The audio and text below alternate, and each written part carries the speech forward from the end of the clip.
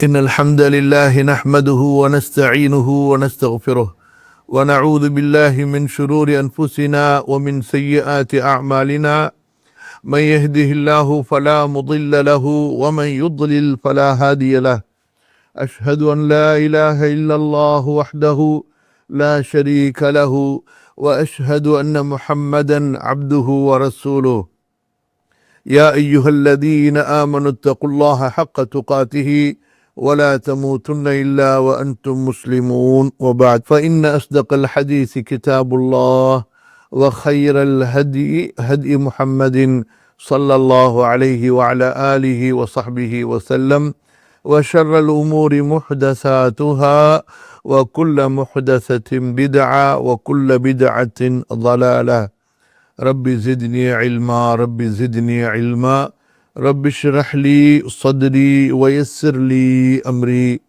اللهم علمني ما ينفعني وانفعني بما علمتني وزدني علما. கண்ணியத்திற்கும் மதிப்பிற்கும் உரிய அல்லாஹ்வின் அடியார்களே, அன்பிற்குரிய சகோதர சகோதரிகளே, ரசூலுல்லாஹ் ஸல்லல்லாஹு அலைஹி வஅலா ஆலிஹி வஸஹ்பிஹி வஸல்லம் அவர்களுடைய வாழ்க்கை வரலாறை, அவர்களை பற்றிய தனித்துவமான சிறப்புகளை நாம் தொடர்ந்து இந்த ஷிஃபா நூல் வாயிலாக கற்று வருகின்றோம். அல்லாஹ் சுப்ஹானஹு வ தஆலா இந்த நூல் ஆசிரியருக்கு ரஹ்மத் செய்வானாக, அவர்களை அல்லாஹு தஆலா மன்னித்தருள்வானாக, உயர்ந்த நல்லோரில் அல்லாஹு தஆலா அவர்களையும் சேர்ப்பானாக, ஆமீன். இந்த நூல் நமக்கு ஏன் முக்கியம்?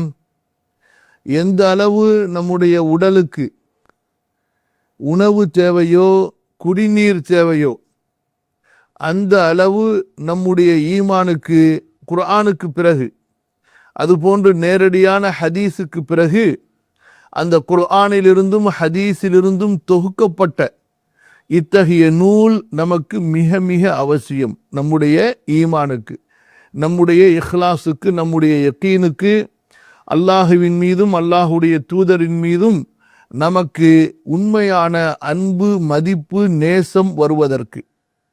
இந்த அன்பும் நேசமும் மதிப்பும் இல்லை என்றால் நம்முடைய ஈமான் இருப்பதை போன்று தோன்றும், ஆனால் இருக்காது. நாம் ஈமானில் பலமிக்கவர்களை போன்று தோற்றமளிப்போம், ஆனால் மிக மிக பலவீனமானவர்களாக ஈமானிலே இருப்போம். நமக்கு மார்க்கப்பற்று இருப்பதை போன்று தோன்றும். நம்முடைய தாடியை வைத்து, புர்காவை வைத்து, நாம் பேசக்கூடிய சில பேச்சுகளை வைத்து நாம் மார்க்கப்பற்றுள்ளவர்களை போன்று காட்சியளிப்போம், ஆனால் மார்க்கப்பற்று இருக்காது. எது இல்லை என்றால் அல்லாஹுவின் மீதும் அவனுடைய தூதரின் மீதும் அன்பும் நேசமும் மதிப்பும் ஈடு இணை இல்லாமல் இருக்க வேண்டும். அது இல்லை என்றால் எல்லாம் ஒரு தோற்றமாக இருக்கும். அதிலே அந்த ஈமானிய வலிமை, ஈமானிய ருசி, ஈமானிய ஆற்றல், ஈமானிய வேகம், ஈமானிய வீரம் இருக்காது. அந்த கோழி முட்டையிலிருந்து உள்ளார உள்ள கருவை எடுத்துட்டா மேலே உள்ள கூடு இருக்கு பாருங்க, அந்த மாதிரி தான் நம்ம இருப்போம். இத்தகைய நூல் நமக்கு மிக மிக அவசியம். எதற்கென்று சொன்னால் நம்முடைய ஈமானுக்குள் உயிரோட்டத்தை ஏற்படுத்துவதற்காக. அல்லாஹு தஆலா அத்தகைய உயிரோட்டமிக்க ஈமானை எனக்கும் உங்களுக்கும் நமது சந்ததிகளுக்கும் குடும்பத்தார்களுக்கும் தந்தருள்வானாக. இன்று நாம் இந்த அஷிஃபா நூலிலே முதலாவது அத்தியாயத்தினுடைய 2வது பாடத்தினுடைய 13வது பிரிவிலே இருக்கின்றோம். அத்தியாயம், முதலாவது அத்தியாயம், பகுதி 2வது பகுதி, அல்பாபு சானி. இந்த அல்பாபு சானியிலே 13வது பிரிவிலே இருக்கின்றோம். இந்த பிரிவினுடைய தலைப்பு கவனியுங்கள், ஃபஸ்லுன் ஃபி ஜூதிஹி வ கரமிஹி வ சஹாயிஹி வ சமாஹத்திஹி ஸல்லல்லாஹு அலைஹி வஸல்லம். இந்த பகுதியிலே ரசூலுல்லாஹி ஸல்லல்லாஹு அலைஹி வஸல்லம் அவர்கள் எத்தகைய கொடை வல்லல், எத்தகைய தர்மகத்தா, வாரி வழங்கக்கூடிய மிகப்பெரிய விசாலமான உள்ளம் உள்ளவர்கள், அவர்களுடைய ஈகை குணம் எவ்வளவு பெரியது என்பதை பற்றித்தான் இந்த பிரிவிலே இமாம் அவர்கள் பேசுகிறார்கள்.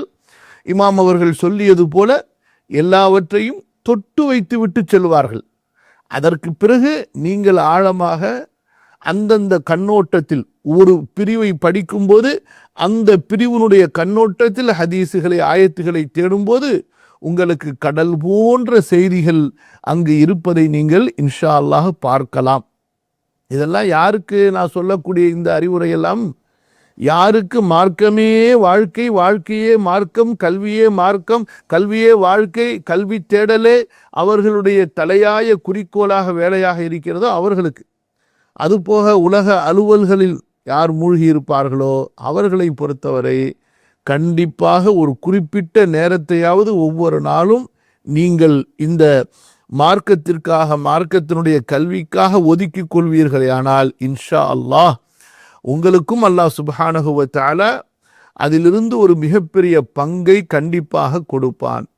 யார் முற்றிலும் மறதியாளர்களாக, அலட்சிய போக்குடையவர்களாக இருக்கிறார்களோ, அல்லாஹு தஆலா சொல்லியதை போன்று ஃபலா தகூனன்ன மினல் காஃபிலீன், நபியே இந்த கவனமற்று இருக்கின்றார்களே, அலட்சியமாக இருக்கின்றார்களே, மார்க்கத்தின் மீது அக்கறை இல்லாமல் இருக்கின்றார்களே, அவர்களில் ஒருவராக நீங்கள் ஆகிவிடாதீர் என்று அல்லாஹு தஆலா எச்சரிக்கிறான் அல்லவா. அந்த காஃபிலீன் கூட்டத்திலே ஆகிவிட்டால் அல்லாஹ் பாதுகாக்க வேண்டும். அவர்களுக்கு துன்யாவை தவிர எதுவும் தெரியாது. அப்படிப்பட்ட ஒரு நஷ்டமான நிலைக்கு ஆளாகி விடுவார்கள். பாடத்தினுடைய தலைப்பு என்ன? ஃபஸ்லுன் ஃபீ ஜூதிஹி. ஜூத், ஜவ்வாத் என்று சொல்வார்கள். தன்னிடத்தில் இருப்பதையெல்லாம் கொடுப்பது ஜூத், ஜவ்வாத்.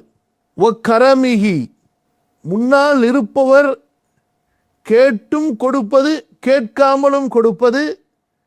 அவருக்கு எந்த அளவு தேவை என்று கேட்பதை விட தன்னுடைய தகுதிக்கு தக்கவாறு அவருக்கு கொடுப்பது. ரொம்ப தாராளமாக கொடுக்கிறது. ஒரு ஏழை 100 ரூபா கேட்டு வந்தாரு, 1000 ரூபா கொடுக்கிறார். ஒரு ஏழை 1000 ரூபா கேட்டு வந்தாரு, 10,000 ரூபா கொடுக்கிறார். ஏழையின் தேவைக்கு ஏற்ப அல்ல, ஏழையின் அந்த நிர்பந்தமான அந்த நேரத்தினுடைய தேவைக்கு ஏற்ப அல்ல, இவருக்கு அல்லாஹ்விடத்தில் எந்த அளவு கண்ணியம் தேவை, இவருடைய உள்ளத்தில் எந்த அளவு கொடைத்தன்மை இருக்கிறது என்பதற்கான அடையாளமாக இருக்கும் அவர் கொடுப்பது. நான் பேசுறதெல்லாம் கவனிச்சுக்குங்க.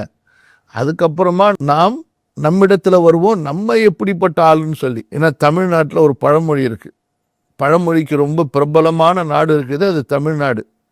நமக்கு தகுந்த மாதிரியே நிறைய பழமொழியை நம்முடைய முன்னோர்கள் உருவாக்கி வைத்திருக்கிறார்கள். அப்படிப்பட்ட பழமொழியில ஒன்று இடையில சொல்லிக்கிறார், எச்சிக்கையால காக்கா ஓட்ட மாட்டான் அப்படின்னு சொல்லுவாங்க. அவனா எச்சிக்கையால காக்கா ஓட்ட மாட்டான்ப்பா அப்படின்னு சொல்லிட்டு நீங்கள்லாம் இந்த பழமொழியை கேள்விப்பட்டிருப்பீங்க. ஆனால் சில பேர் இந்தியாவை விட்டு ஹிஜ்ரத் செஞ்சு போய் வெளிநாடுகளில் போய் தங்கிவிட்ட காரணத்தினால இந்த பழமொழியெல்லாம் நீங்கள் கேட்டு ரொம்ப நாளாக இருக்கும். எச்சிக்கையில் காக்கா ஓட்ட மாட்டான் என்றால் என்ன? இப்போ சாப்பாடு சாப்பிடும் பொழுது அந்த காலத்துலலாம் குடிசை வீடு, தோட்டத்தில், தெருவில், அதே போல் வீட்டு திண்ணத்தில் உட்காந்து சாப்பிடுவாங்கல்ல, அதை பார்த்துட்டு காக்கா வரும், கிட்டக்க வரும், குழந்தைக்கு ஊட்டி விடும் போதெல்லாம். அப்போ அந்த காக்கா கிட்டக்க வந்து காக்கான்னு கத்துமா, அப்போ அந்த காக்காவை விரட்டணும்.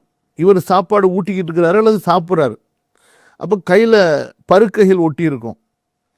அப்போ இப்படி விரட்டுனா அதில் ஒட்டி இருக்கிற பருக்க இருக்கு பாருங்க விரல்ல, அது போய் கீழே விழுந்து அதை காக்கா எடுத்துடக்கூடாதுங்கிறதுக்காக வேண்டி அந்த கையை கழுவிட்டு சாப்பிட்டுட்டு அந்த கையை நல்லா நக்கிட்டு கையை கழுவிட்டு காக்கா விரட்டுவானா.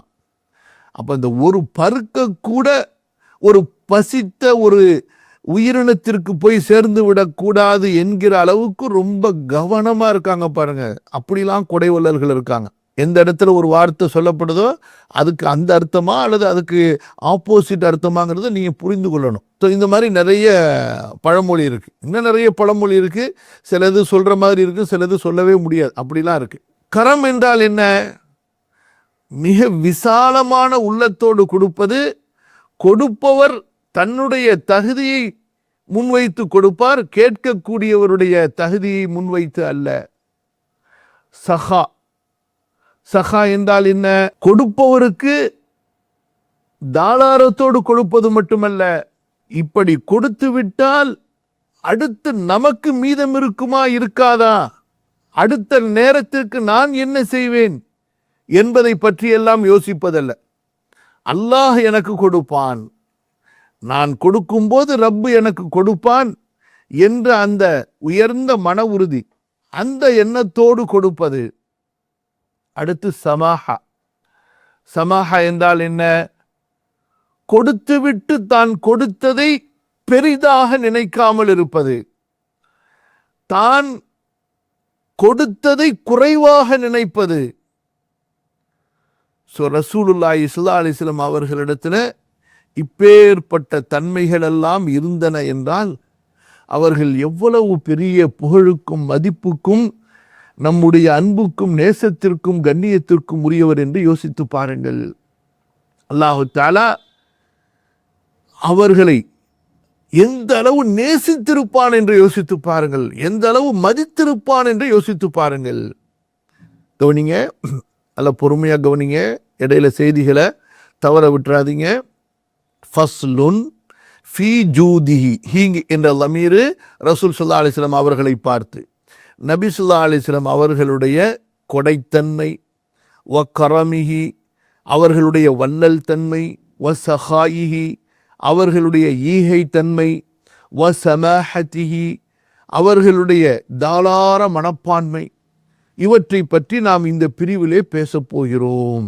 கொடை, அதுபோன்று வல்லல் தனம், ஈகை மனப்பான்மை, தாளாரத்தனம், இது போன்ற இன்னும் சில வார்த்தைகள் இருக்கு. இவையெல்லாம் கருத்தால் ஒன்றுக்கொன்று நெருக்கமாக இருக்கும், ஆனால் ஒவ்வொன்றுக்கும் என்று தனித்தனி பொருள்கள் இருக்கும். தமிழிலும் சரி, அதே போல அரபி மொழியிலையும் சரி. உங்களுக்கு நான் சொன்னேன், இன்று சில பேர் கொடுத்து விடுவார்கள். நீங்க போய் ஏதாவது தேவைக்காக கேட்டீர்களே ஆனால் கொடுத்து விடுவார்கள். ஆனால் கொடுத்துட்டு மண்டையை பிச்சுப்பான். அச்சோ, 1000 ரூபா கொடுத்தோமே, 100 ரூபா கொடுத்துருக்கலாமே, ஏன் 1000 ரூபா கொடுத்தோம் அப்படின்னு சொல்லி சரியான பிச்சைக்காரனுவ. நீ அதுக்கு கொடுக்காமையே இருந்திருக்கலாம். இன்று நம்மில் பலர் கொடுக்கக்கூடிய கொடையாளர்களாக இருக்கின்றோம். நம்மிடத்தில் உள்ள பிரச்சனையை பற்றி பேசினாதான் உங்களுக்கு இதுக்கு ஆப்போசிட்ல ரசூலுல்லாஹ் எப்படி இருந்தாங்க, அவர்களால் உருவாக்கப்பட்ட சஹாபா எப்படி இருந்தாங்க, அதெல்லாம் நீங்க புரிய முடியும். என்ன பிரச்சனை?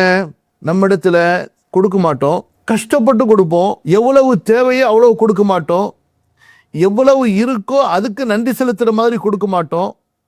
இதெல்லாம் மீறி கொடுத்துட்டாலும் கொடுத்ததை நினைச்சு வருத்தப்பட்டுக்கிட்டு இருப்போம். சஹாபாக்கள் எப்படி?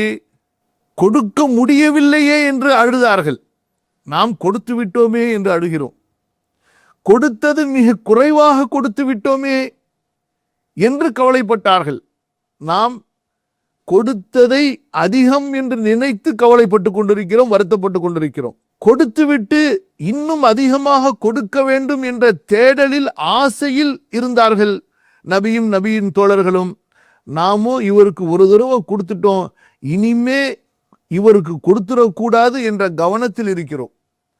இப்படிப்பட்ட வாய்ப்பில் நாம் சிக்கிக்கொள்ளக் கூடாது என்ற சிந்தனையில் இருக்கிறோம். நம்முடைய நோய், அவ்வளவு நோய் இருக்கு. கேன்சர் இருக்கு, எய்ட்ஸ் இருக்கு, வேற ஆஸ்மா இருக்கு, உச்சந்தலையிலிருந்து உள்ளங்கால். இதெல்லாம் நான் சொல்றது உடல் நோய் அல்ல, ரூஹ், ஈமானிய நோய்கள். அது இந்த அல்லாஹ்வுடைய பாதையில காசை செலவழிப்பது என்ற அந்த ஒரு டிபார்ட்மெண்ட்ல மட்டும். எப்படி? கண்ணில் நோய் இருக்கும், மூளையில நோய், அப்புறம் கழுத்துல நோய், தொண்டையில நோய், கையில நோய், காலில் நோயின்னு நோய்கள்ல பல வகை இருக்கு பாருங்க, உடல் நோய்கள்ல. அதே போன்று ஈமானிய நோய்கள்லையும் பல வகை இருக்கு. அந்த ஈமானிய பல வகையான நோய்கள்ல ஒன்று இந்த கர்மித்தனம், உலோபித்தனம், கஞ்சத்தனம், வடிகட்டிய கஞ்சம்பாங்க. எல்லாம் நமக்குள்ளார இருக்கு. நான் சொல்றது என்னுடைய அன்பிற்குரிய மாணவர்களே, மாணவிகளே, என்னை பற்றி பேசிக்கிட்டு இருக்கிறேன், உங்களை பற்றி பேசவே இல்லை. நீங்கள்லாம் மாஷா அல்லாஹ் அல்ஹம்துலில்லாஹ் நல்ல கொடுக்கக்கூடிய உள்ளம் உள்ளவர்கள் என்று அல்ஹம்துலில்லாஹ் அல்லாஹ் அறிஞ்சவன். நான் என்னை பற்றி என்ன திருத்துறதுக்காக வேண்டி என் மண்டையில் கொட்டுறதுக்காக வேண்டி நான் சொல்கிறேன். அப்போ நபி ஸல்லல்லாஹு அலைஹி வஸல்லமுடைய கொடைத்தன்மை அப்படி, இன்று நம்மில் ஒருவருடைய கொடைத்தன்மை இப்படி. நீங்கள் குர்ஆனில் ஒரு சின்ன ஆய்வு செய்யுங்க. குர்ஆனில் ரப்புல் ஆலமீன் அந்த மகத்தான அல்லாஹு தஆலா சில நற்குணங்களை திரும்ப திரும்ப வலியுறுத்துவோம். அப்படி வலியுறுத்துகிற நற்குணங்கள் என்று ஒரு 10 குணங்களை நீங்கள் எடுத்தார், அதில் 2வது அல்லது 3வது இடத்திலே எது இருக்கும் என்றால் அல்லாஹ்வின் பாதையிலே தர்மம் செய்வது இருக்கும், கொடைத்தன்மை இருக்கும். அல் குர்ஆனில் 10 நற்குணங்கள் 100 இருக்கு, 200 கூட இருக்கலாம், மேலேயும் இருக்கலாம். அப்படி இருப்பதிலிருந்து 10 வடிகட்டி எடுங்க, ஃபில்டர் பண்ணி 10 க்ளோஸ் பண்ணு, 10 நெருக்கி கொண்டு வாங்க. அந்த 10ல் இந்த கொடைத்தன்மை இருக்கிறது அல்லவா, அந்த கொடைத்தன்மை என்பது எத்தனாவது இடத்துல இருக்கும்? 2, 3 2, 3 மாறி மாறி வந்து கொண்டே இருக்கும். சிந்திச்சு பாருங்க. எதை பற்றி நாம் இன்று சிந்திப்பதே இல்லையோ, நமக்கு அந்த ஆசையே இருக்கிறது இல்லை. யோசிச்சு பாருங்க.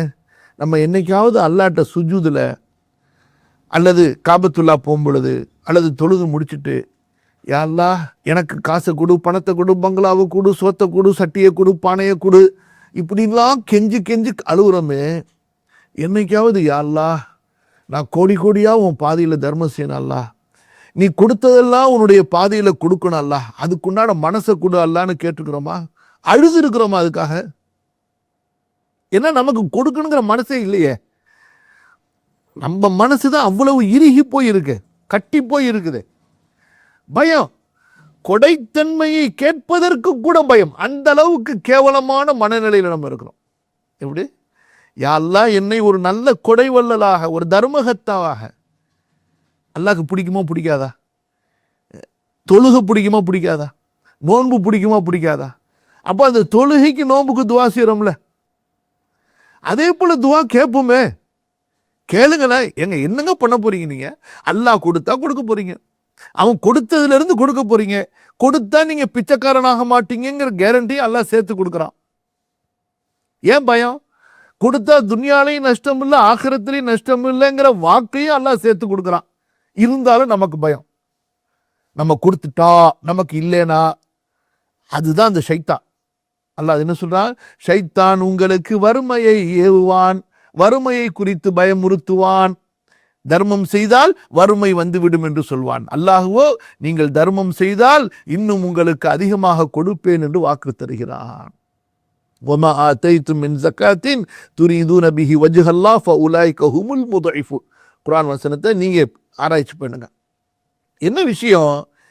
இப்படிப்பட்ட வசனங்கள் அவற்றில் ஒன்று அல்லாஹ்வுடைய தூதர் மீது இறக்கப்பட்டிருந்தாலே அல்லாஹ்வுடைய தூதர் எப்படி மாறி இருப்பார்கள்? நம்மை போன்ற ரசூல் ஸல்லல்லாஹு அலைஹி வஸல்லம் ஒப்பிட்டு பார்க்க முடியுமா?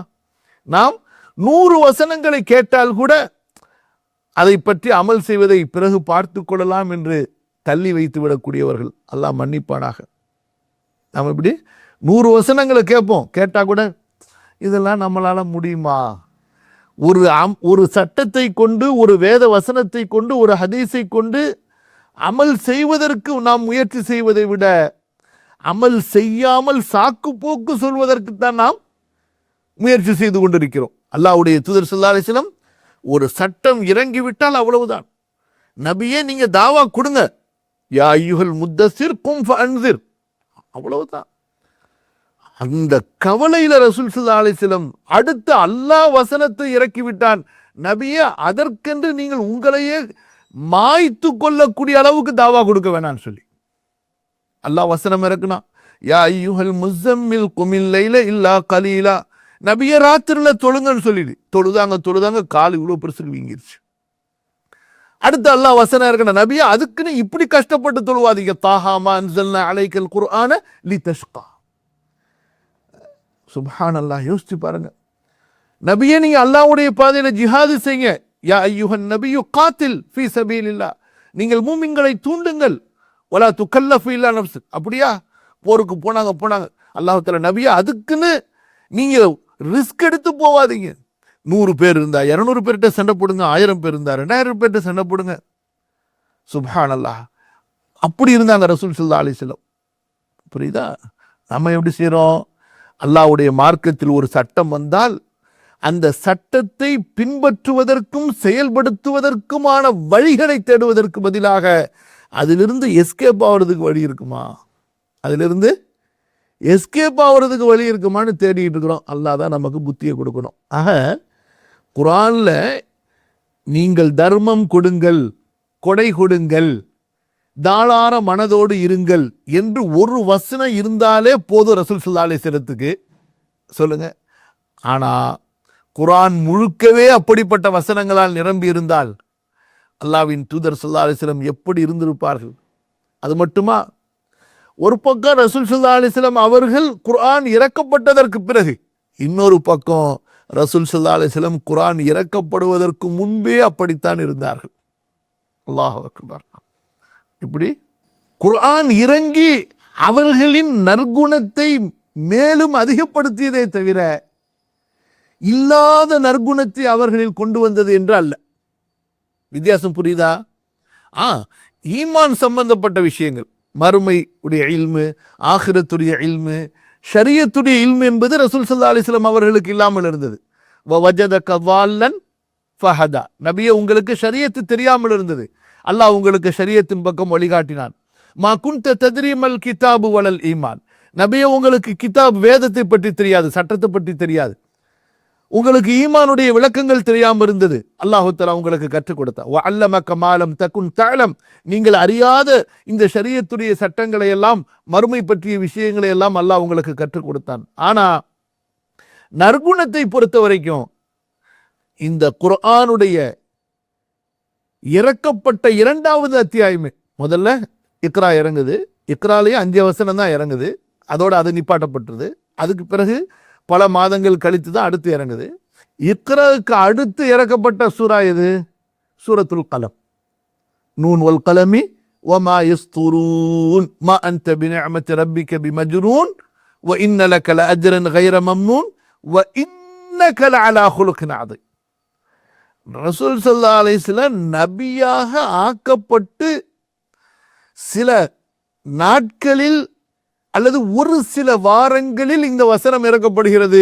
அந்த வசனத்தில் அல்லாஹ் சொல்றான், நபியே, நீங்கள் மகத்தான குணத்தின் மீது இருக்கிறீர்கள் என்றால், ஆக நபித்துவத்திற்கு பின்புதான் ரசூல் ஸல்லல்லாஹு அலைஹி வஸல்லம் நற்குணசாலியாக, நற்குணசீலராக ஆனார்கள் என்றல்ல, நபித்துவம் கொடுக்கப்படும் பொழுது அத்தகைய நற்குணத்தில் அல்லாஹ்வின் தூதர் ஸல்லல்லாஹு அலைஹி வஸல்லம் இருந்தார்கள் என்பதை அல்லாஹ் தஆலா உறுதி செய்கிறான்.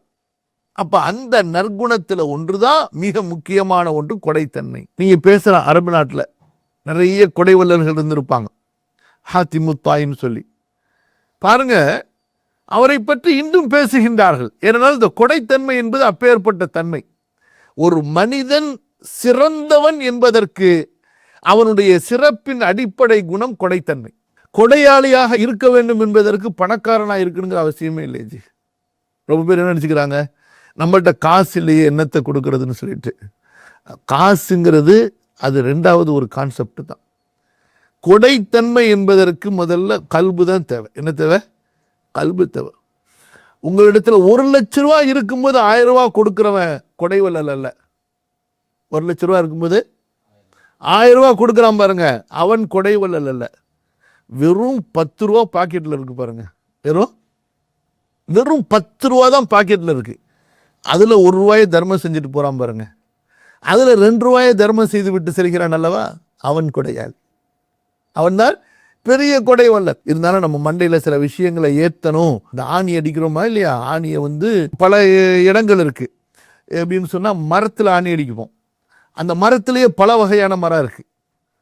இந்த மாமரம், இந்த கொய்யா மரம், அதில் வச்சுக்கிட்டு சும்மா கையாலேயே 2 குத்து குத்துனா கூட உள்ளார போயிடும்.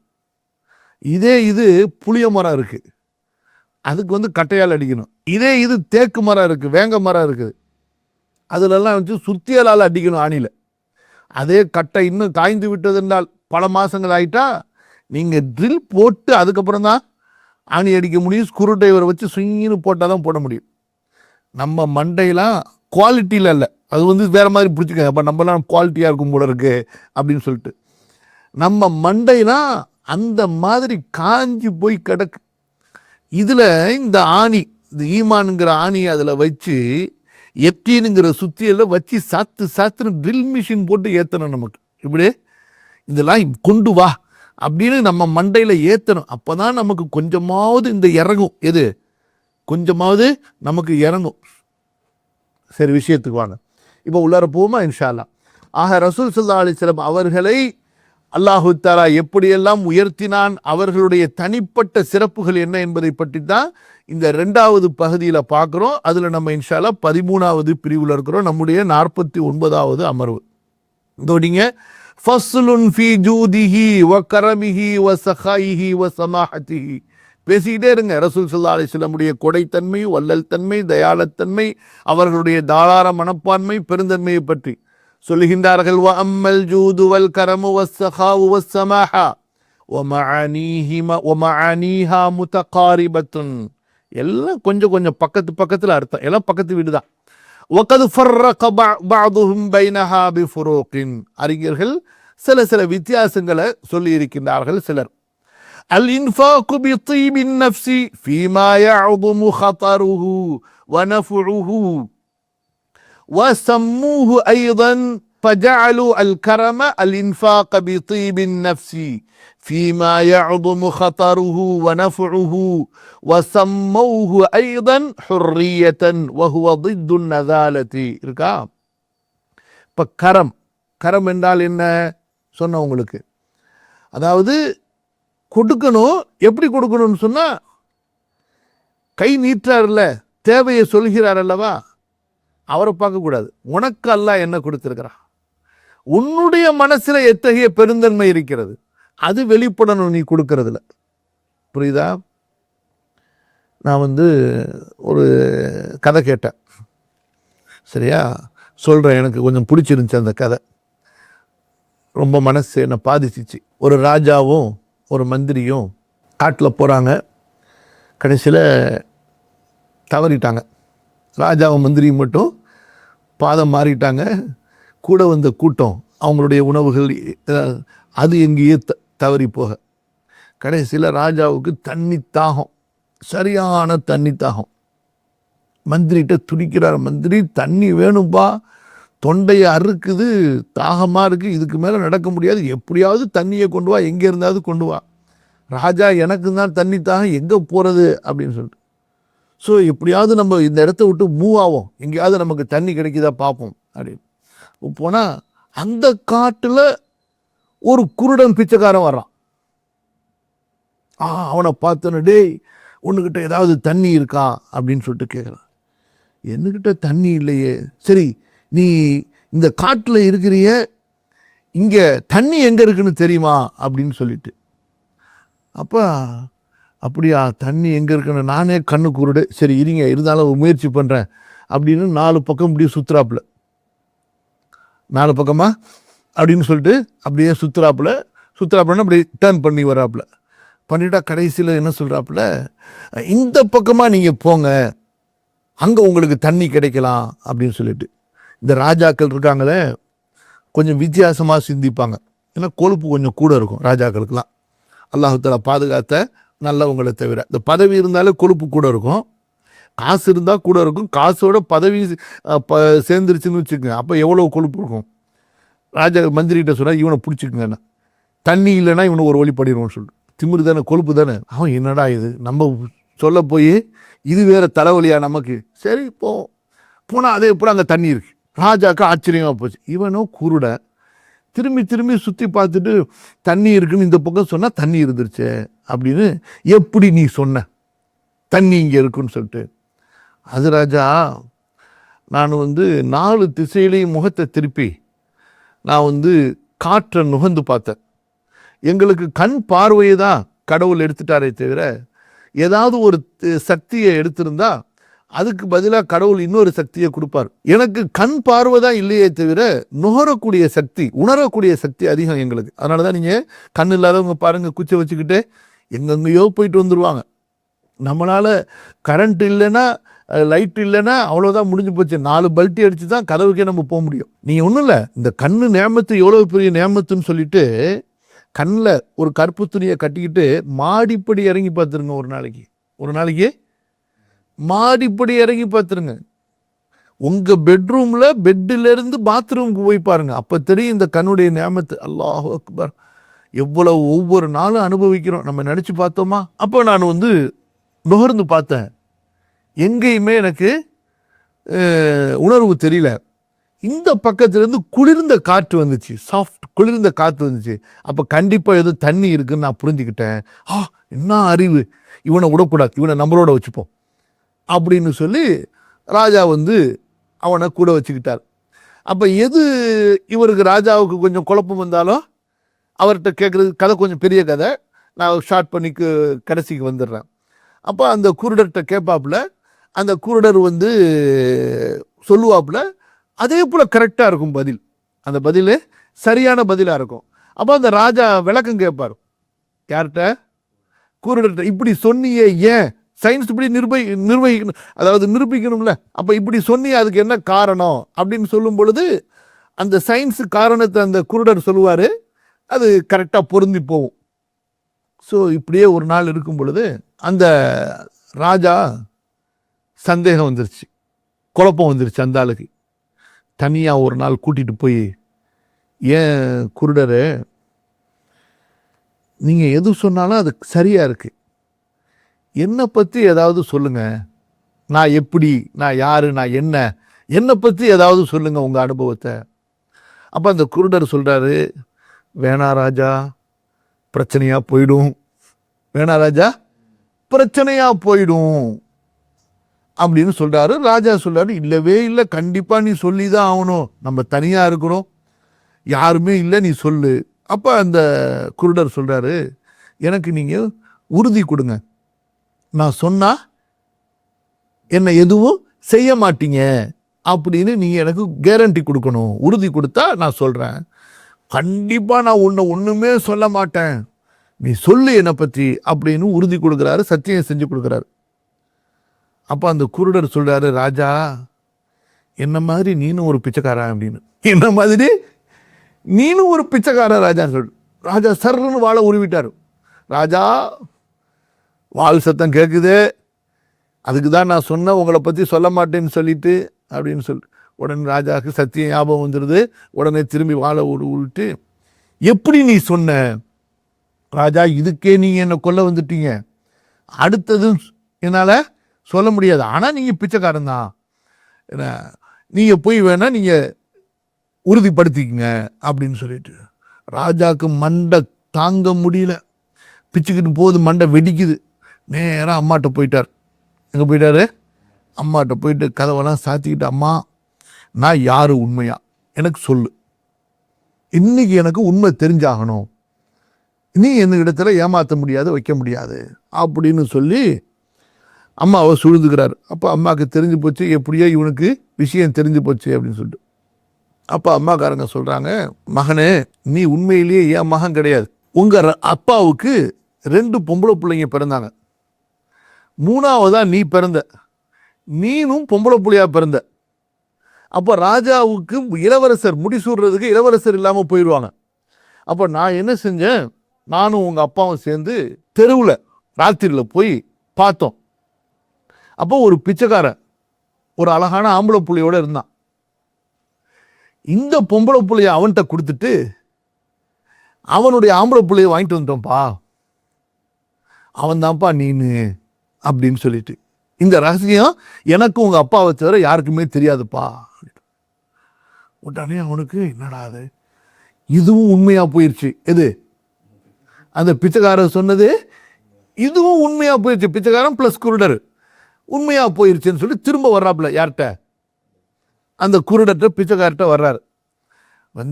பிச்சைக்காரரே, குருடரே, எப்படிப்பா நீ கண்டுபிடிச்சாத, இதுவும் நீ சொன்னது உண்மையாயிருச்சு அப்படின்னு ஒன்று.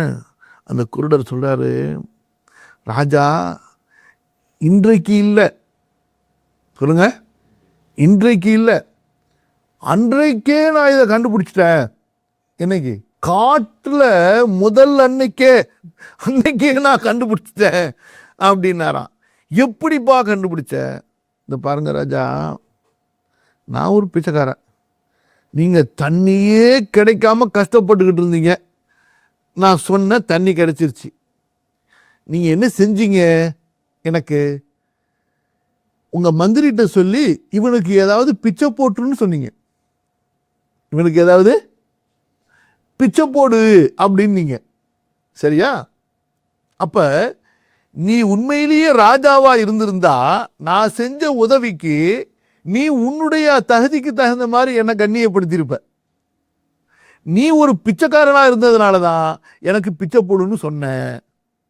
அது மட்டுமல்ல, அன்னையிலேருந்து இன்றைக்கு வரைக்கும் நான் உங்களுக்கு நீ கேட்ட ஒவ்வொரு கேள்விக்கும் நுணுக்கமான பதில் சொல்லிக்கிட்டே இருந்தேன். அந்த ஒவ்வொன்றுக்கு பதிலாக நீங்க உங்க மந்திரி இடத்துல எனக்கு இப்ப இவருக்கு ஒரு பிச்சை போட்டு, இப்ப இவருக்கு ஒரு இதுக்கு ஒரு பிச்சை போட்டுன்னு சொன்னீங்களே தவிர எனக்கு கொடை கூட நீங்க சொல்லவே இல்லை. உங்களுடைய தகுதிக்கு தக்க மாதிரி நீங்க என்ன கவனிக்கவே இல்லை. எனக்கு அப்பப்போ உள்ள பசிக்கு பிச்சை தான் போட்டீங்க. அப்ப நீங்க கண்டிப்பா ஒரு பிச்சைக்காரனா தான் இருப்பீங்க அப்படின்னு நான் முடிவு பண்ணேன். அப்பதான் அந்த ராஜா நினைச்சு பார்த்து வெக்கப்பட்டு கவலைப்பட்டானா, என்ன திறந்தாலும் நம்ம பிறவி குணம் வந்துருச்சேன்னு சொல்லிட்டு. என்ன யோசிச்சு பாருங்க. இது ஒரு தத்துவ கதை. இது உருவாக்கப்பட்ட கதையா அல்லது உண்மையிலேயே அந்த காலத்துல நடந்திருக்கிற கதையா அது எனக்கு தெரியாது. ஆனா நம்முடைய சுபாவத்தோட ஒத்துப்போகுது, நம்முடைய சிந்தனைகளோட ஒத்துப்போகுது, யதார்த்தத்தோட இது ஒத்துப்போகுது, நம்ம மண்டையோட ஒத்துப்போகுது. ஏன்னா எனக்கு சொல்றேங்க, உங்களுக்கு சொல்லவே இல்லை. அப்ப நம்ம அல்லாட்ட துவா செய்யறதே இல்லை. இப்போ துவா செய்யறோம்ல, யா அல்லாஹ் எனக்கு உடல் ஆரோக்கியத்தை கொடு, 1000 வருஷம் வாழணுங்கிற மாதிரி சொல்றீங்க. 100 வருஷம் வாழணும், உடல் நீண்ட வாழ்க்கை வேணும், யா அல்லாஹ் நிறைய கொடுக்கணும் அல்லான்னு துவா செஞ்சுட்டா என்ன, ஒரு நாளைக்கு 2 ரக்காயத்து தொழுது, என்னைக்காவது 2 ரக்காயத்து வெறும் இதுக்காக வேண்டிய ஒரு நாள் ஃபுல்லா 2 ரக்காயத்து தொழுது, அல்லது சுஜூதுல யா அல்லாஹ் என்னை கொடை வள்ளலாக ஆக்கு, யா அல்லாஹ் என்னை ஒரு தர்மகத்தாவாக ஆக்கு, யா அல்லாஹ் அவனுடைய பாதையிலே கோடி கோடியாக நான் கொடுக்கணும், எனக்கு உதவி செய்யலான்னு ஏதாச்சும் கேட்டுக்கிறோமா? அந்த மாதிரிலாம் சிந்தனை வருதா நமக்கு? அவ்வளோதான். காபத்துள்ளால போய் கதவை பிடிச்சிக்கிட்டு தொங்குனா கூட யா அல்லாஹ் எனக்கு காசை கொடு, பங்களாவை கொடு, சொத்தை கொடு, சூறை கொடு, வீட்டை கொடு, சிட்டிசனை கொடு, பிஆரை கொடு, நான் அமெரிக்கா போகணும், நான் துபாய் போகணும், நான் மலேசியா போகணும், எங்கேயாவது ஒரு நாட்டில் போய் நான் குடியேறணும். அறையப்பா, கபூரில் போய் குடியேற போகக்கூடிய நமக்கு எதுக்கையா இந்த துனியாவில் போய் அங்கே அதை பற்றி கவலைப்பட்டுக்கிட்டு இருக்கோம்? எங்கே தான் போய் நீங்கள் குடியேறிட்டாலும் கடைசியில் எங்கெங்கே போய் குடியேற போகிறீங்க? எங்கே போய்? கபூரில் போய். எப்பா, ஆதம் அலைஹிஸ்ஸலாத்திலிருந்து எல்லாம் கபூரில் தான் இருக்காங்க. அதை பற்றி கவலை கிடையாது. அதாவது 40 வருஷம் வரைக்கும் வாழ்ந்தாச்சு, 50 வருஷம் வரைக்கும் வாழ்ந்தாச்சு, இன்னும் 10 வருஷம் தான் மிச்சம் இருக்குது. எத்தனை வருஷம் இருக்குது? அது இப்படி ரசூலுல்லாஹ் சொன்னபடி உம்மத்துடைய வயசு எத்தனைலேருந்து 60லேருந்து 70 வயசு வரைக்கும் கணக்கு பண்ணால், இப்போ எனக்கு 55 வயசு ஆச்சு, இன்னும் எத்தனை வருஷம் இருக்குன்னு 5 வருஷம் இருக்குது. ஏன்னா அதாவது ரசூலுல்லாஹ் சொன்ன கணக்குப்படி நாளைக்கு கேரண்டி கிடையாது, அடுத்த நிமிஷத்துக்கு கேரண்டி கிடையாது, அது வேற விஷயம். சொல்கிற உதாரணத்துக்கு இதுக்கு என்ன மண்டையில் யோசனை பிளானிங்கு தூக்கி போட்டு மிதிக்கணும். விஷயத்துக்கு வாங்க. யா அல்லாஹ் எங்களை எல்லாம் மறுமைக்கான மக்களாக ஆக்கி யா அல்லாஹ்.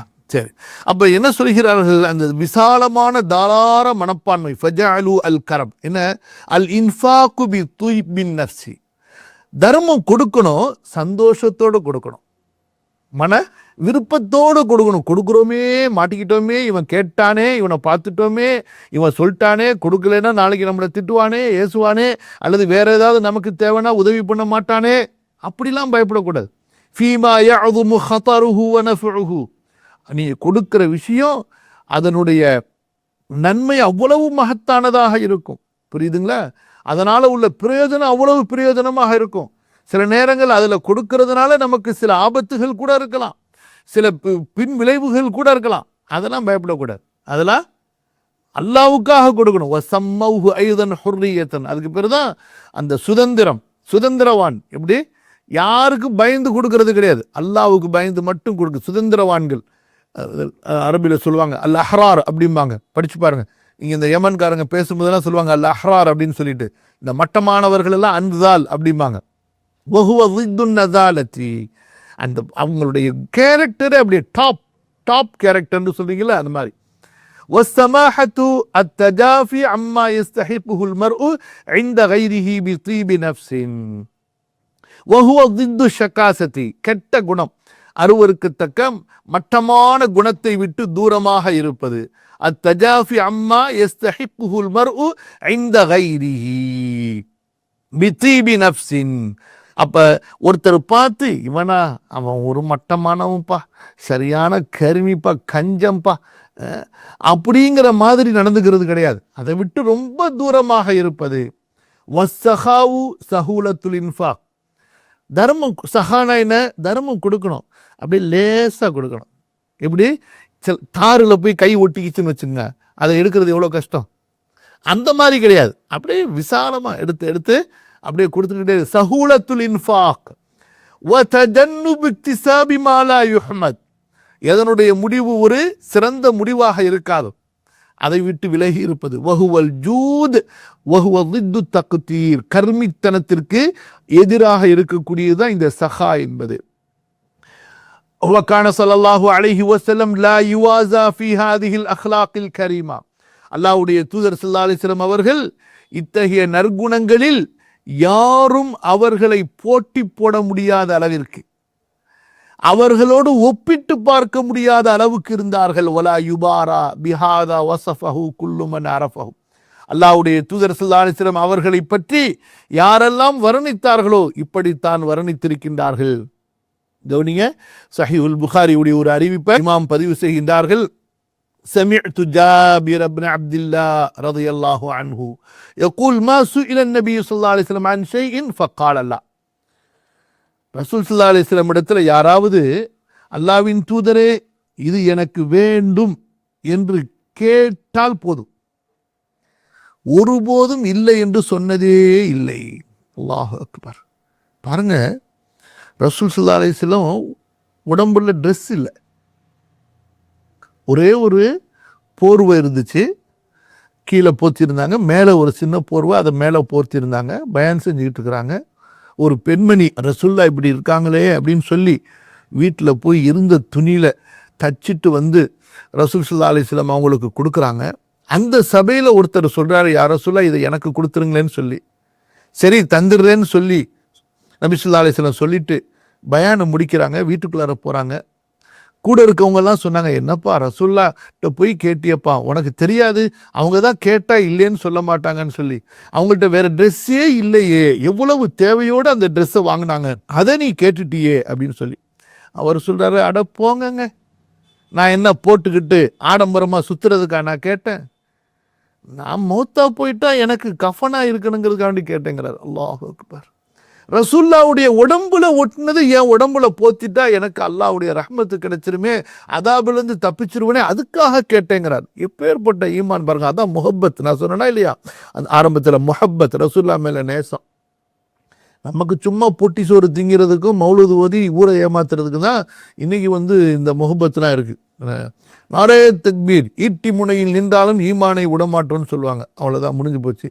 காஃபிர் வர்றான், யஹூதி வர்றான்னு தெரிஞ்சால் துண்டக்கான துணியை காணாமல் ஓடிடுவாங்க. அந்த சஹாபி அப்படி சொல்கிறார்.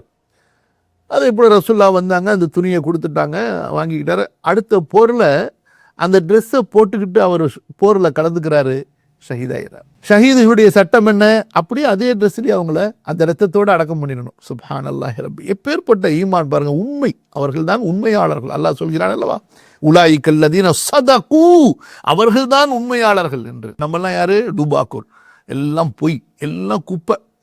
அல்லாஹ் தான் நம்மளை உருப்படி ஆகணும். ரசூல் ஸல்லல்லாஹு அலைஹி வஸல்லம் இடத்துல எதுவும் கேட்டு அவங்க இல்லைன்னு சொன்னதே கிடையாது. இதே போல அனஸ் ரலியல்லாஹு அன்ஹு அவங்களுடைய ஹதீஸ் இருக்கு, சஹல் இப்னு சஅதுடைய ஹதீஸ் இருக்கு. இப்னு அப்பாஸ் சொல்றாங்க, ரசூல் ஸல்லல்லாஹு அலைஹி வஸல்லம் ரமலான் மாசத்துல கொடுப்பாங்க பாருங்க, அஜ்வத்னா ஜவ்வாத், ரொம்ப அதிகமாக கொடுத்துக்கிட்டே இருப்பாங்க, பில் கைர், செல்வத்தை எல்லாம். ரமதான்ல அஜ்வதுமா கான ஃபி ஷஹரி ரமதான், ரொம்ப அதிகமாக கொடுக்கறது ரமதான் மாசத்தில். அதுவும் ஜிப்ரில் அலைஹி ஸலாத்து வஸலாம் குர்ஆன் தௌர் செய்ய வர்றாங்க, என்னுடைய குர்ஆனை கேட்க வர்றாங்கன்னு தெரிஞ்சிட்டா, வேகமாக வீசக்கூடிய காற்று எவ்வளவு வேகமாக வீசுமோ அதை விட அதிகமாக தர்மம் செய்வாங்க. அனஸ் ரலியல்லாஹு அன்ஹு சொல்கிறாங்க, ஒருத்தர் வந்தாங்க, யாரோ சொல்ல எனக்கு ஏதாவது கொடுங்கன்னாங்க. ரசூல் ஸல்லல்லாஹு அலைஹி வஸல்லம் எப்படி கொடுத்தாங்க பாருங்க. இப்போ பாருங்க, நான் ஆரம்பத்தில் அந்த கொடுப்பதனுடைய அந்த தன்மையை சொன்னா இல்லையா, இப்போ ரசூல் ஸல்லல்லாஹு அலைஹி வஸல்லம் கொடுத்ததோட அதெல்லாம் அப்படியே ஒன்று ஒன்றா நீங்கள் ஒப்பிட்டு பார்த்துக்கிட்டு வாங்க. இதெல்லாம் நான் சொன்னதெல்லாம் உங்களுக்கு ஞாபகம் இருந்தால். ரசூல் ஸல்லல்லாஹு அலைஹி வஸல்லம் இடத்துலேருந்து ஒருத்தர் கேட்குறாரு, யார் ரசூலா எனக்கு ஏதாவது கொடுங்கன்னு சொல்லிட்டு. எப்படி என்ன கொடுத்துருப்பாங்க யோசிச்சு பாருங்க. ரசூல் அப்படியே உனக்கு வேணுமா, ஓகே, இந்த பார், இந்த போரில் கிடைச்ச ஆடுலாம் இந்த ரெண்டு மலைகளுக்கு இடையில ஒரு மாதிரி இப்படி இருக்கும், இந்த 2 மலைகளுக்கு இடையில கணவாயில் ஃபுல்லாக ஆடு இருக்குது, எல்லாத்தையும் தூக்கிட்டு போ அப்படின்ட்டாங்க. சுப்ஹானல்லாஹி ரப்பில் ஆலமீன். என்னங்க அது, அப்படியே கொடுத்துட்டாங்க. அவர் எல்லாத்தையும் ஓட்டிக்கிட்டு போயிட்டு தான் ஊர் மக்கள்கிட்ட போய் சொல்றாரு, ஊர் மக்களே வாங்க எல்லாரும் முஸ்லீம் ஆயிடுவோம், வாங்க எல்லாரும் முஸ்லீம் ஆயிடுவோம். முகம்மது கொடுக்குறாரு பாருங்க, வறுமையை பயப்படாம கொடுக்குறாருங்கன்னு சொல்லிட்டு. இன்றைக்கு நம்ம இஸ்லாத்துக்கு வந்தவங்களுக்கு ஏதாவது செஞ்சிருக்கிறோமா, ஏதாவது கொடுக்குறோமா? இஸ்லாமுக்குன்னு செலவு செய்யறது நமக்கு கிடையாது, புரியுதா இல்லையா? ஒருத்தரை முஸ்லீம் ஆக்கணும், முஸ்லீம் ஆனவருக்கு கொடுக்கணுமேங்கிற கவலையே நமக்கு கிடையாது. அப்படிப்பட்ட கான்செப்டே இன்னைக்கு முஸ்லீம்கள்ட்ட இல்லாமல் போயிடுச்சு. ஜக்காத்திலேயே அப்படி ஒரு மகத்தான கான்செப்ட் இருக்கு, அந்த கான்செப்டே சுத்தமாக மறந்துட்டோம். நம்ம யாசகர்களுக்கு யாசகம் போடுவதை தான் இன்னைக்கு நம்ம தர்மம்னு விளங்கிக்கிட்டு இருக்கிறோம். அல்லாஹ் தான் நம்மளை மன்னிக்கணும். நம்மளை வந்து நமக்கு நாமே 100 மார்க் போட்டு வச்சிருக்கிறோங்க. எவ்வளவு மட்டமான நிலையில் இருக்கோங்கிறது அல்லாஹ் தான் நம்மளை மன்னிக்கணும். கபூரில் போனால் தெரிய போகுது, ஆகிரத்தில் போனால் தெரிய போகுது. ஆனால் திரும்பி வந்து சரி பண்ண முடியாது. யா லைத்தனா நுரத்து ஒனாமல கைரல்லதி குன்னா நாமல், முடியாது, ஒன்றும் முடியாது. இங்கேயே சரி பண்ணாதான் உண்டு. சஃப்வான் பெரிய சனாதீது குறைஷா இருந்தார், மொரட்டு ஆள், இஸ்லாத்துக்கே வரலை. அப்புறம் இஸ்லாத்துக்கு வருவோன்னு ஐடியா பண்ணுறாரு.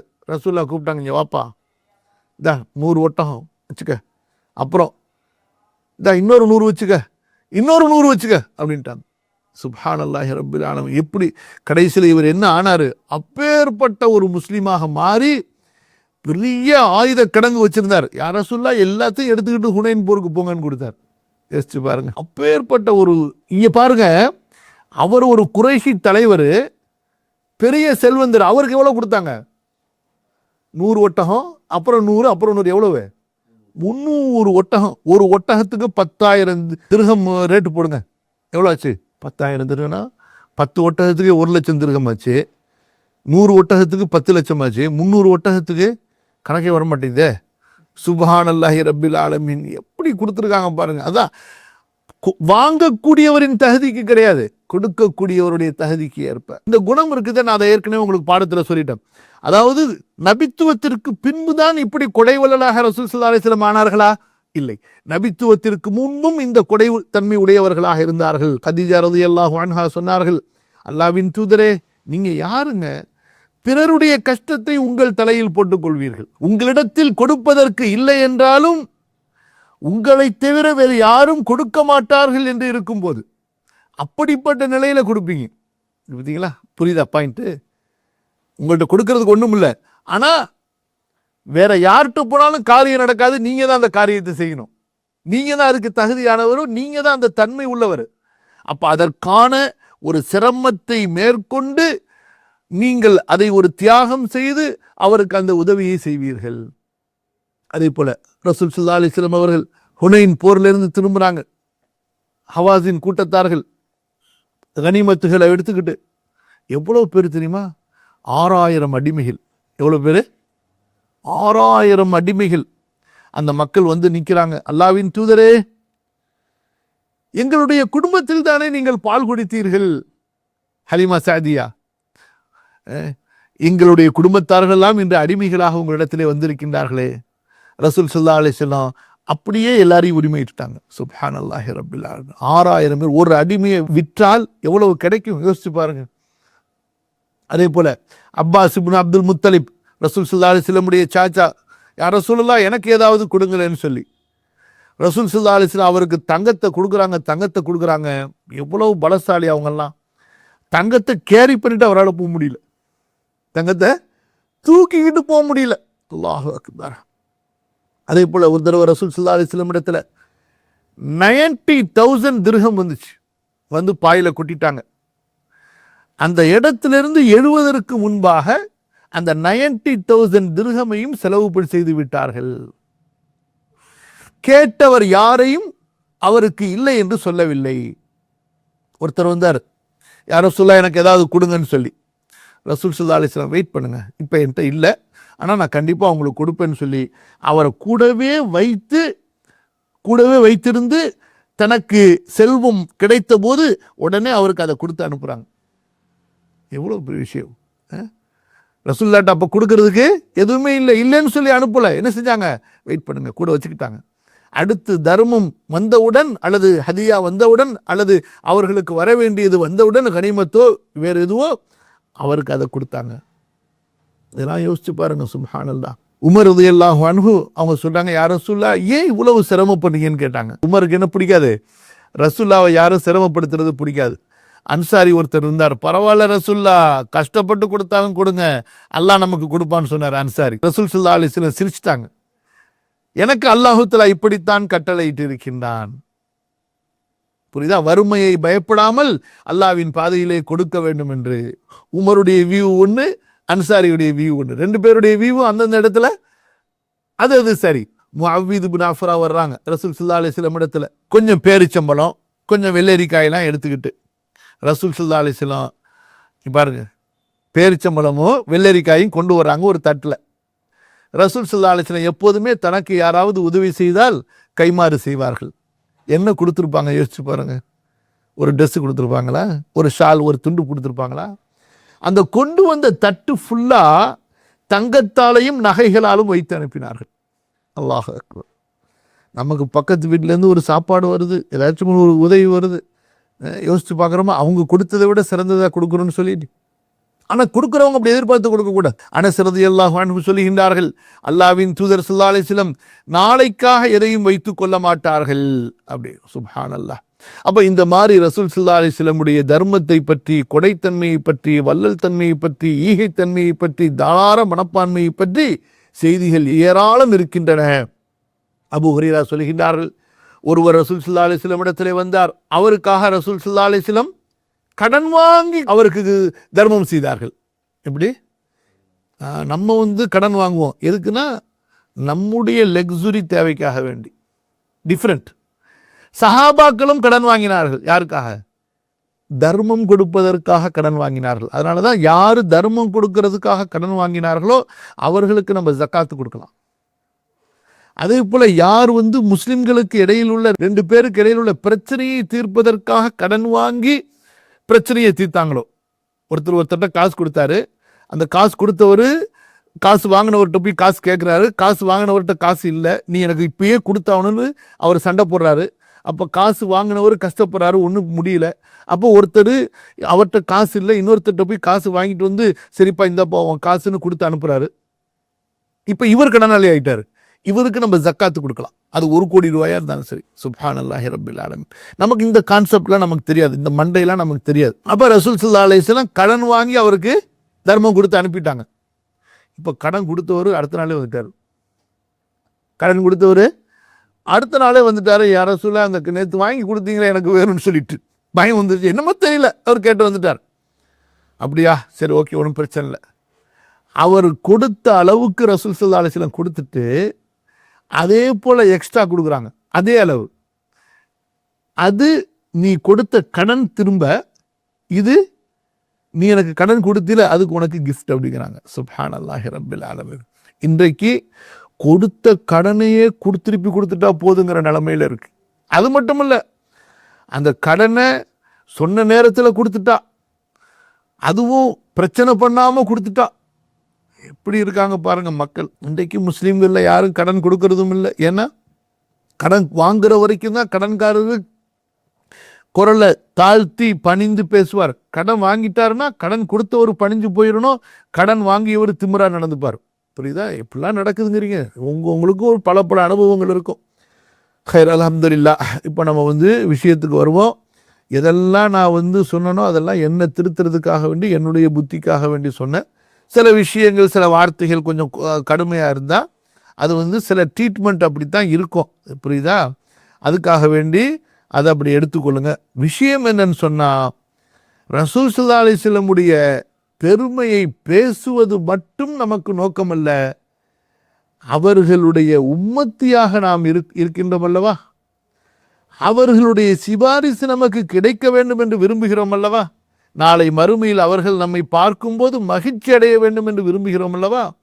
அது வெறும் அவர்களுடைய புகழை பாடுவதை கொண்டு மட்டுமல்ல, அவர்களுடைய மார்க்கத்தையும் குணத்தையும் பின்பற்றுவதை கொண்டுதான் என்பதை நாம் மனதில் பதிய வைப்பதற்கு தான் அவங்களை பற்றி பெருமை பேசக்கூடிய, அவர்களுடைய புகழை பேசக்கூடிய இந்த பகுதியோடு சேர்த்து சேர்த்து நாம் எப்படி நம்மை திருத்திக் கொள்வது என்பதையும் பேச வேண்டிய கட்டாயத்தில் நாம் ஆகிறோம். அல்லாஹ் சுப்ஹானஹு வ தஆலா இந்த உயர்ந்த ஈகை, கொடைத்தன்மை, வள்ளல் தன்மை, தாளாரத்தன்மை என்ற நற்குணங்களை எனக்கும் என்னுடைய சந்ததிகளுக்கும் உங்களுக்கும் உங்களுடைய சந்ததிகளுக்கும் குடும்பத்தார்களுக்கும் தந்தருள்வானாக.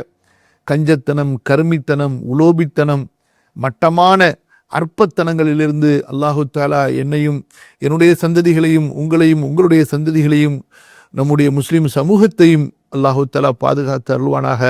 அஸ்தக்ஃபிருல்லாஹல் அஸீம் லீ வ லக்கும் ஃபஸ்தக்ஃபிருஹு இன்னஹு ஹுவல் கஃபூருர் ரஹீம். இன்னைக்கு எந்த அளவு நிலைமை மோசமாக போயிடுச்சுன்னா, சவுதி அரேபியாவில் மதாயின் நகரத்தில் அங்கே அரகுர ஆடையோடு உட்கார்ந்து கொண்டு யோகா செஞ்சுக்கிட்டு இருக்கிறாங்க அரப்ஸ் அண்டு ஃபாரினர்ஸ். அல்லாஹ் போதுமானவர். ஸோ இந்த யோகாவை பொறுத்த வரைக்கும் நம்ம ஷேக் அப்துல் ஹாலிக் அவங்க பத்வா படித்து சொன்ன மாதிரி எனக்கு ஓரளவுக்கு புரிந்த வரைக்கும், அதே போல் இன்னும் பல அறிஞர்களுடைய பேச்சுகளை கவனித்தும் முழுக்க முழுக்க அது ஒரு சிலை வணக்கத்தின் பின்னணியில் உருவாக்கப்பட்ட சில உடல் அந்த பயிற்சிகள். சரிங்களா? ஸோ கண்டிப்பாக அதிலிருந்து விடுபட்டு அதை விட சிறந்த முறையில் சில ஆன்மீக பயிற்சிகள் நமக்கு நம்முடைய மார்க்கத்தில் இருக்குது. சரிங்களா? நீங்கள் சுஜூது செய்யுங்க அதிக நேரம். நான் அதிகமாக நம்முடைய வகுப்புகளில் சொல்லியிருக்கிறேன். அதே போல் நீண்ட நேரம் ருக்குவில் இருங்க. அதே போல் நீண்ட நேரம் அத்தஹியாத்தில் உட்காருங்க. அந்த திக்ர்கள், அந்த துவாக்களோட பிரார்த்தனைன்னு ஒரு புத்தகம் இருக்குது. அந்த பிரார்த்தனைங்கிற புத்தகத்தை மனப்பாடம் பண்ணுங்க. வெறும் 120 துவா தான். ஒரு நாளைக்கு ஒரு துவா மனப்பாடம் பண்ணால் 120 நாளையில் அந்த 120 துவாவை மனப்பாடம் பண்ணிடலாம். அதை சுஜூதில் கேளுங்க, ருக்குவில் கேளுங்க. இல்லைன்னா நிலையில் கூட அந்த துவாக்களை நீங்கள் கேட்கலாம். அந்த புத்தகத்தை வைத்தே நீங்கள் அந்த துவாக்களை ஓதலாம். இதெல்லாம் நீங்கள் செய்தீர்களே ஆனால் கண்டிப்பாக நீங்கள் அந்த யோகான்னு சொல்லி அதிலிருந்து என்ன ஒரு நன்மை நடக்கலாம் என்று எதிர்பார்க்குறீங்களோ அதை விட மிகப்பெரிய ஆன்மீக பலமும் இஹ்லாஸும் ஈமானும் தக்குவாவும் உங்களுக்கு கிடைக்கும். சரிங்களா? நம்ம இன்றைக்கு குஃப்ரை மார்க்கெட் பண்ணி அதை நம்முடைய சிந்தனைகளில் புகுத்திட்டாங்க. நம்ம ஈமானம் இன்னும் மார்க்கெட் பண்ணாமல் இருக்கிறோம். ஈமானிய இவாதத்துகளை மார்க்கெட் பண்ணாமல் இருக்கிறோம். நான் ஒரு நண்பர் ஒருத்தர் வந்தார். நண்பர்னா கொஞ்சம் பழக்கமானவர். நான் ஒரு பெரிய பிஸ்னஸ் மோட்டிவேஷன் கிளாஸுக்கு போகிறேன், நான் பிஸ்னஸை வேற எங்கேயோ டெவலப் பண்ணி கொண்டு போயிட்டேன் அப்படின்னு சொன்னார். நீங்களும் வாங்க அப்படின்னாரு. அப்படி இப்படின்னாரு. நான் ஒன்றுமே சொல்லலை. பெரும்பாலும் இந்த மாதிரி ரொம்ப பேசுகிறவங்கள்ட்ட நம்ம பேசாமல் இருக்கிறது தான் நல்லது. கடைசியில் பேசிட்டு அந்த ஒருத்தர் ஒரு கிளாஸுக்கு 1 மணி நேரத்துக்கு 15,000 ரூபா சார்ஜான். சரிங்க, என்ன சொல்லிட்டு பாருங்கள், அவர் ஒரு பாயிண்ட்டு சொன்னாருங்க. நீங்கள் வாழ்க்கையில் முன்னேறணும்னா காலையில் 4 மணிக்கு எந்திரிச்சிங்கன்னு சொன்னார். அன்னையிலேருந்து நான் 4 மணிக்கு எந்திரிச்சிடுறேன், நான் முன்னேறிட்டேன் அப்படின்னாரு. அட முட்டாளே, நம்ம சொல்லக்கூடாது, நம்ம மனசில் சொல்லிக்கணும். அட முட்டாளே, அல்லாஹ் சொன்னா தாஜத்துக்கு எந்திரிடா, ரசூல்லா சொன்னாங்க தாஜத்துக்கு எந்திரி, சஹர நேரத்தில் எந்திரிச்சு துவா கேளு, நான் துவாவை கபூல் பண்ண கேட்டா கொடு, பாவம் மன்னிப்பு தேன்னா மன்னிச்சிருவேன், நீ என்ன வேணாலும் கேளு நான் கொடுக்குறேன்னு சொல்லிட்டு நம்பிக்கை வரல. ஒரு காஃபிர் 15,000 ரூபா வாங்கிட்டு மோட்டிவேஷன் கிளாஸ்ன்னு சொல்லி கொடுத்தோன்னே நம்பிக்கை வந்துருச்சு. எவ்வளோ பெரிய வீக்னஸ் பாருங்கள். பொதுவாக சொல்கிறேன், இப்படிலாம் இருக்காங்கன்னு சொல்லிட்டு. அல்லாஹ் தஆலா நமக்கு அல்லாஹ்வுடைய கூற்றின் மீதும் ரசூல் ஸல்லல்லாஹு அலைஹி வஸல்லம் ஹதீஸுகளின் மீது நம்பிக்கை அதிகப்படுத்துவானாக. ஆமீன். அவங்கள்ட்ட சொல்லுங்கள், நீங்கள் பர்த்டேங்கிற கான்செப்டில் கொடுக்காதீங்க. மற்றபடி உங்களுடைய மறுமைக்காக, சரி அவங்க நான் முஸ்லீமில் சொல்கிறீங்க, நீங்கள் அவங்களுக்கு சொல்லி புரிய வைங்க. பொதுவாக நான் முஸ்லீம்கள் தர்மம் பண்ணால் அதுக்கு உண்டான பலன் துன்யாவில் கிடைக்குமானா கண்டிப்பாக கிடைக்கும், தப்பு கிடையாது. ஆனால் தர்மம் செய்கிறவங்களை நம்ம தடுக்க வேணாம். அந்த தர்மத்துக்கான நோக்கத்தையும் அதையும் சொல்லுங்கள். அதோடு சேர்த்து அதுக்கப்புறமா தாவாவும் கொடுங்க. இந்த தர்மத்தை வைத்து இந்த துன்யாவில் உங்களுக்கு கடவுள் கண்டிப்பாக புண்ணியம் பண்ணுவார். இதே அளவுக்கு உங்களுக்கு மறுமையிலேயே அந்த நன்மை கிடைக்க வேண்டும் என்றால் அந்த இறைவனை நீங்கள் ஏற்றுக்கொண்டு அவனுடைய தௌஹீதை நீங்கள் ஷஹாதத்து சொன்னால் உங்களுக்கு பெரிய புண்ணியமாக இருக்குங்கிறத கண்டிப்பாக அவங்களுடைய காதில் போட்டுருங்க இன்ஷா அல்லாஹ். எஜிப்தில் ஒரு சம்பவம் நடந்துச்சு, சமீபத்தில் நடந்துச்சு. ஒருத்தர் இன்ஜினியரிங் படிக்கிறாரு. படிச்சுட்டு என்ன செய்யலாம் அப்படின்னு சொல்லி அவர் யோசிக்கிறாரு. அப்போ சரி ஒரு கோழி பண்ணை வைப்போம் அப்படின்னு அவங்க யோசிக்கிறாங்க. சரி, அந்த கோழி பண்ணைக்கு எவ்வளோ முதல் வேணும் அப்படின்னு சொல்லி அவங்க வந்து சேர்க்கும்போது, சரி இவ்வளோ முதல் தேவை. சரி, இந்த முதல்ல எத்தனை பேர்கிட்டேருந்து நம்ம வந்து எடுக்கிறது? 10 பேர்கிட்டேருந்து எடுப்போம் அப்படின்னு. 10 பேர் போதும் நமக்கு ஷேர் ஹோல்டர் அப்படிங்கிறாங்க. அப்போ என்ன செய்கிறாங்கன்னு சொன்னால், அந்த 10 பேரும் அப்போ 9 பேர் கிடச்சிட்றாங்க. ஒரே மாதிரியான சிந்தனை உள்ள 9 பேர் கிடச்சிட்றாங்க. அப்போ இன்னும் ஒருத்தங்க பாக்கி இருக்காங்க. அப்போ இந்த ஐடியாவை கொண்டு வரார்ல, அவர் என்ன சொல்கிறாரு, நம்ம 10வது நபராக அல்லாஹ்வை ஆக்கிடுவோம். 10வது நபராக அல்லாஹ்வை ஆக்கிடுவோம். அப்போ அல்லாஹ் நம்முடைய பிஸ்னஸில் ஒரு ஷேர் ஹோல்டரு. அந்த அல்லாஹ் சார்பாக உண்டான அந்த இன்வெஸ்ட்மெண்ட் வேணும்ல. இப்போ 10 ரூபா வேணும், 9 ரூபா ஆளுக்கு 1 ரூபா மணி 9 ரூபா போட்டாங்க. இன்னும் எவ்வளோ தேவை இருக்குது? 1 ரூபா தேவை இருக்குது. அந்த 1 ரூபா அல்லாட்டேருந்து இப்போ அல்லாஹ் சார்பாக போடணுமே, அந்த 1 ரூபாயை நம்ம 9 பேர் சேர்ந்து போட்டுருவோம் அப்படின்னு முடிவு பண்ணிடுறாங்க.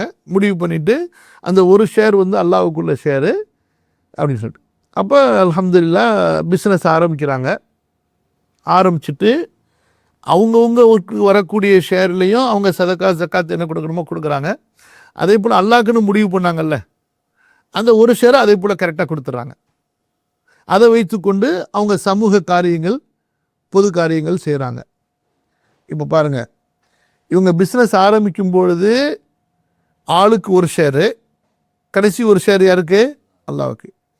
இப்போ அல்லாஹு தஆலா எந்த அளவுக்கு இவங்களுக்கு பரக்கத் செய்கிறான்னா, இந்த 9 பேரும் என்ன சொல்கிறாங்கன்னா, சுப்ஹானல்லாஹ், நமக்கு இவ்வளோ பரக்கத்து கிடைக்குது, நம்ம அல்லாஹ்வுடைய ஷேரை 2 ஆக்கிடுவோம், நம்ம 8 ஷேரை எடுத்து 9 ஆக்கிப்போங்கிறாங்க. ஸோ அதே போல் எல்லாரும் ஒரே மனசோட அல்லாஹ்வுடைய ஷேரை 2 ஆக்கிட்டாங்க. இவங்க 8 ஷேரை 9 பேர் ஆக்கிக்கிட்டாங்க. அதுக்கு பிறகு இன்னும் அல்லாஹ் பரக்கத் செய்கிறான். அல்லாஹ்வுடைய ஷேரை 3 ஆக்கிட்டாங்க, இவங்க ஷேரை 7 ஆக்கிக்கிட்டாங்க.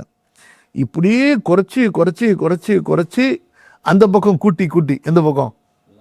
அல்லாஹ்வுடைய ஷேரை கூட்டி கடைசியில் அந்த பிஸ்னஸில் 9%, 10ல் 9%, அதாவது 190% அல்லாஹ்வுடைய ஷேர் ஆக்கிட்டாங்க. 10ல் 1%, அதாவது 110% ஷேர் ஹோல்டர் இருக்காங்கள, இன்வெஸ்டர்ஸ், அவங்களுடைய ஷேர் ஆக்கிக்கிட்டாங்க. அந்த 1% அவங்களுக்கு அவ்வளவு பரக்கத்.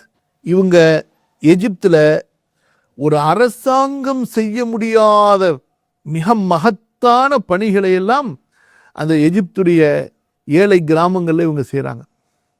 சுப்ஹானல்லாஹ், எவ்வளோ பெரிய பரக்கத்து பாருங்க. கடைசியில் அந்த ஃபவுண்டர் இறந்தார் அல்லவா, எவ்வளோ மாதம்? 5 லட்சம். அவருடைய ஜனாசால எகிப்தில் யாருடைய ஜனாசாலையும் அப்படி மக்கள் கலந்துக்கிட்டதில்லை. அவ்வளவு பெரிய மக்கள், ஏறக்குறைய 5 லட்சத்திற்கும் அதிகமான மக்கள் அவருடைய ஜனாசால கலந்துக்கிட்டாங்க. சுப்ஹானல்லாஹி ரப்பில் ஆலமீன். அல்லாஹு தஆலா எவ்வளோ பெரிய பரக்கத் செஞ்சுருக்கான் பாருங்க. நம்ம வந்து அல்லாஹ்வுடைய பங்கை நம்ம பங்கோட சேர்ந்து ஆட்டையை போடுறதுக்கு தான் இன்றைக்கி மக்கள் சிந்திக்கிறாங்களே தவிர ஜக்காத்துக்கே யோசிக்கிறது இல்லையேங்க.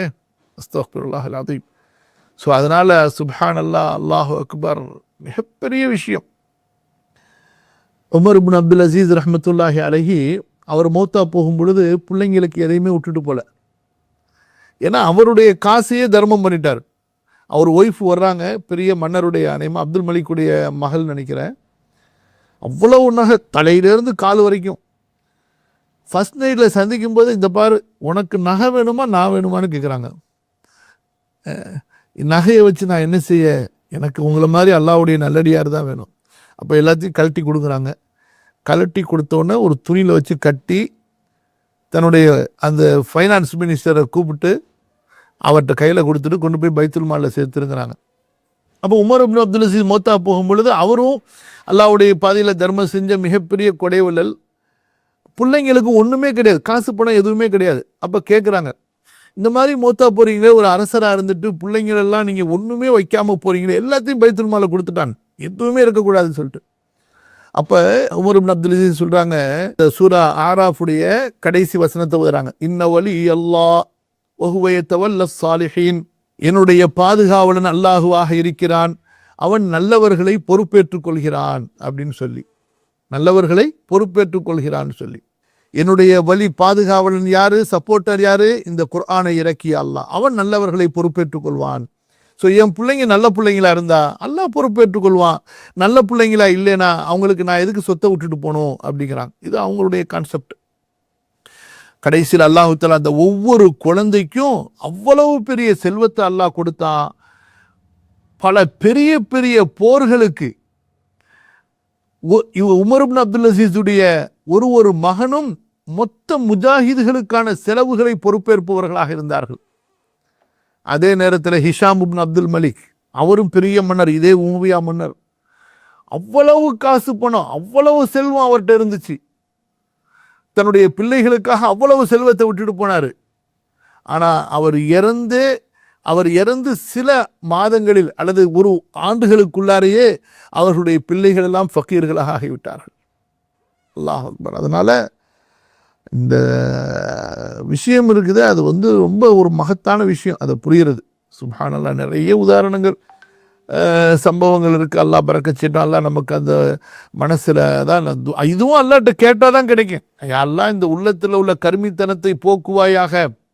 ஏன் நம்மளாம் அந்த துவாவெல்லாம் அர்த்தத்தோடு கேட்க மாட்டோம். சில துவா வச்சுருப்போம், அந்த துவாவை மட்டும்தான் நம்ம ரொம்ப உருகி கேட்போம். ரப்பனா அத்தினா ஃபித் துன்யா ஹஸனா வ ஃபில் ஆখিরাতি ஹஸனா. அப்படின்னா என்ன அர்த்தம்னா, அதுக்கு சஹாபா தாபிஈன் இமாம்கள் சொன்ன அர்த்தம் வேற, நம்ம நினச்சிக்கிட்டு கேட்குற அர்த்தம் வேற.